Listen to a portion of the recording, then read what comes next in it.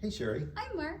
Wow, this is our first message of 5784. It is. Yeah, and boy, it's a busy time of year. Very busy. We are, of course, right in between Rosh Hashanah and Yom Kippur. In fact, tonight is Shabbat, right? Yes, it is.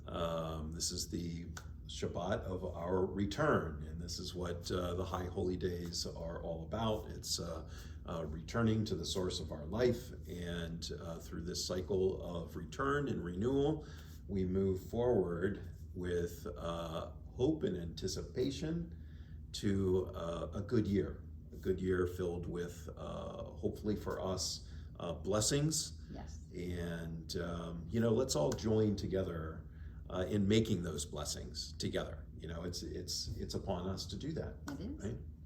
Yeah, so the things that we're doing, of course, tonight, Shabbat Shuvah, 7:30 p.m., either here at Temple Emanu-El, 29 Dayton Road, or on Zoom or YouTube Live. I did notice that our YouTube viewership is going up a little bit, and that's really nice.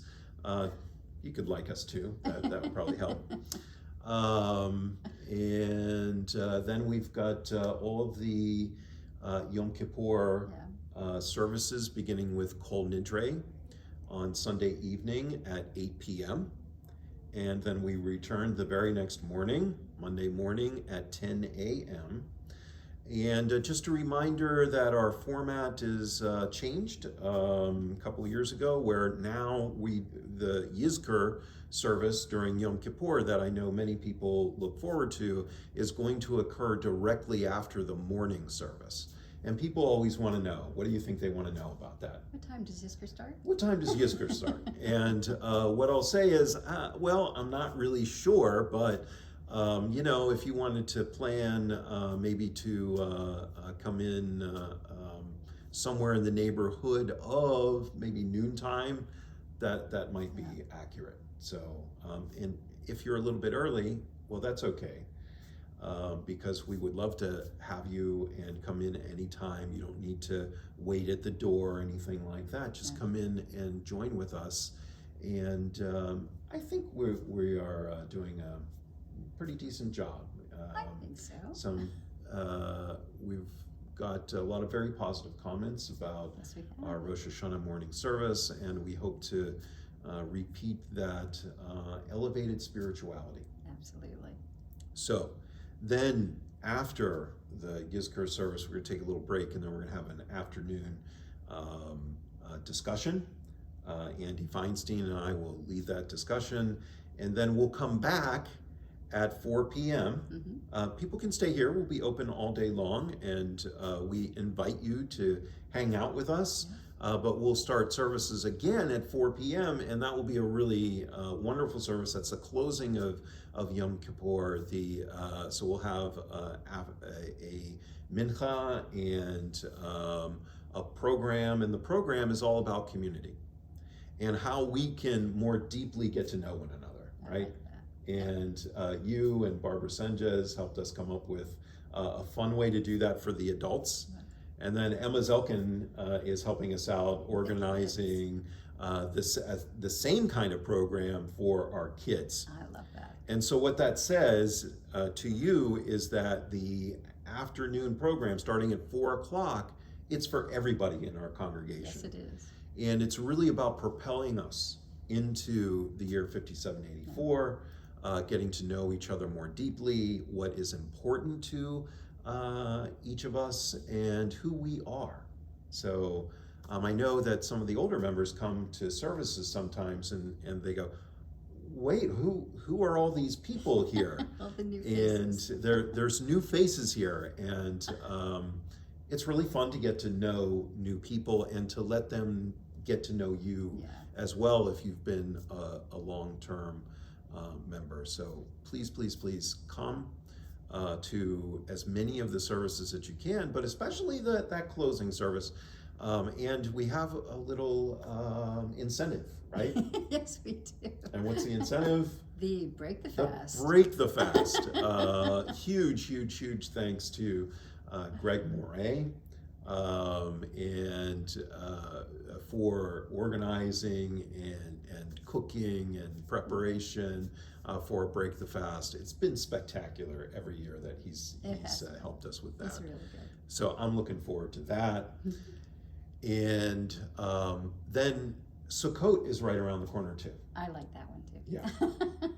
And so Wednesday at around 5 o'clock, and that's while religious school is still going on, we're going to gather together to put up the sukkah. And so if you have some materials in your yard that could be used to make the roof of the sukkah, then please do bring them, drop them off. Those of you who've been here for a while, you know where we build our sukkah, and you can just drop the natural things in that area, and then we'll have them to use on Wednesday afternoon. Or drop them off and then come back Wednesday afternoon and help us do that. And we'll have some help from our little hands and the smaller hands in the religious school community to help us do that. And then one last thing I'd like to mention. We have the Mahjong tournament coming up, the Sisterhood Mahjong tournament. Get your RSVP in by October 13th. October 13th, and then the actual tournament is on October 18th. If you're new to Mahjong, there's a relaxed room, which I've heard is really fun. And I learned to play Mahjong this summer. I think that's wonderful. Yeah, so I'm weighing my calendar, but it is very likely that I will join the relaxed room since I'm just a newbie, a learner to Mahjong, but it's a lot of fun. Oh, well, So, I guess I'll have to learn someday. yeah. And, hopefully that's a look into the new year, that that we can embrace new things, right? Yes, we do. And some of the things that we embrace are often the things we've been doing all along. Maybe we've dressed them up a little bit, but we are firmly tied to tradition. Yes. Here. Yes. But we also like to infuse into that our creativity, our love of one another, Yes. love of our community. And so we hope that you will come and join with us and move with us into this, what I hope is going to be just a magnificent year, where we can be inspired and be inspirational. Yes, that sounds beautiful. Yeah. So, for now, we will wish you Shabbat Shalom, and also Lishana Tova U'Mituka. May it be a good and sweet year for all of us.